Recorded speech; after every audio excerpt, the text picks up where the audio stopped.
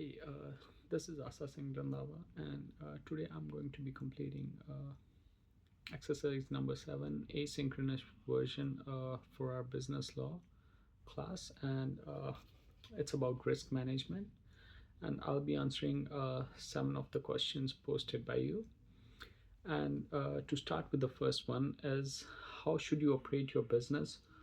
Which form and why? So to begin with, I'd like to say I'm going to be talking about a cleaning company, and for this cleaning company I would want to incorporate it because it helps me keep the liabilities to it helps me keep limited liabilities and helps me protect my personal assets. Since it's a cleaning business, there would be a lot of liabilities associated with it. The workers work, and they could be a slip and fall, or they operate heavy machinery and there could be injuries, and it's highly likely to get sued by people in this kind of business. So I'd like to keep it as incorporated and separate legal entity in order to keep my personal assets safe, and due to other facts, like it could go into debt, and it could go bust one day. So I would keep my business as an incorporation instead of uh, partnership or sole proprietorship, where I'm 100% liable uh, for all the things that happen in a business. And the second question is, what laws do you think you need to know in order to operate your business? Explain why each law is necessary to know for your specific business. Right, the laws that I would need basically would be, first one would be Employment Standard Act, ESA. And this ensures that all the employees that I hire, they are provided with minimum guarantees that all the businesses should provide, such as minimum pay, and uh, a few weeks of notice before terminating, or severance pay, in order to protect rights of my employees. Second would be health and safety hazard, I believe. Yeah, health and safety hazard, with it's called Occupational Health and Safety Act. So I would need this because since it's an cleaning business, there could be slips and falls. There could be other things, such as equipment, fault in equipments, or uh, there could be a lot of hazards associated with this. So I would uh, I would need to know Occupational Health and Safety Act to in order to provide safe environment for all of my workers. And the third one would be Rights Code. For Human Rights Code, I would say this would help protect my employees against any kind of discrimination at the work or harassment at work. This would uh,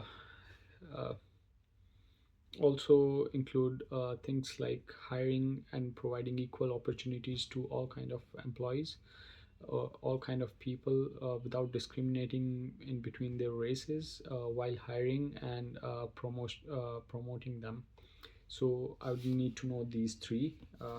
That's Employment Standards Act, Occupational Health and Safety, and the human rights. Third one is, so you will have contracts with various people and businesses.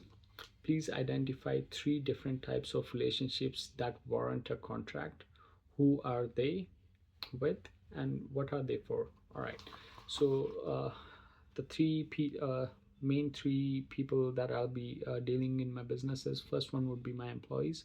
Second one would be the customers, or my clients, and the third one would be the suppliers. So with my employees, uh, that's cleaning staff, I would need employment contracts. In this employment contract, I will have their pays of amount that has to be paid to them, number of hours that they'll be working, and all the conditions and their job duties will be mentioned in this. The second one is client service agreement. This would include things like number of times they need cleaning, when the dues are to be paid, and liability limiting contracts. I would include all these in this. And the third one is supplier contract. So a lot of vendors would be providing me with chemical and equipment, and I would need warranties for them. I would need uh, uh, the schedules of delivery and all that kind of stuff, like costs of repairing. All these would be with my suppliers, so it'll be supplier vendor contract. The fourth question is, which risk management clauses should you have in each of the three contracts? All right. So in my employment contract, I would have arbitration clause. So this will state that in event of any disputes between workers and the company, uh, uh, the disputes would be mostly solved uh, out of court, by uh, by by by mediation and agreement between both parties. This would be done in order to save me time and money to process all these things out of court without litigations. And in client service agreements, there would be a limitation clause. This would limit the liabilities that I would have in a particular space. For example, it's a cleaning company, and while dusting, if something breaks down, it would limit uh, me. It would limit my company to pay only a certain amount of fees for any of the liabilities caused while working by my employees. And the third one, with supplier, it would be like force majeure clause.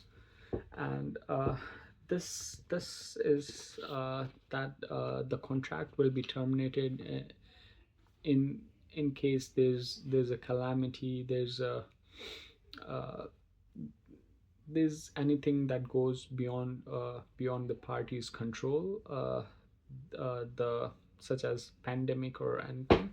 So it will prevent supplier from providing me the cleaning chemicals or such. All right, so fifth question is, what workplace safety concerns do you have about operating the business? Workplace safety, all right. And how would you address them? So in cleaning companies, slip and fall is one of the most common ones, and I would have all my employees well trained on keeping these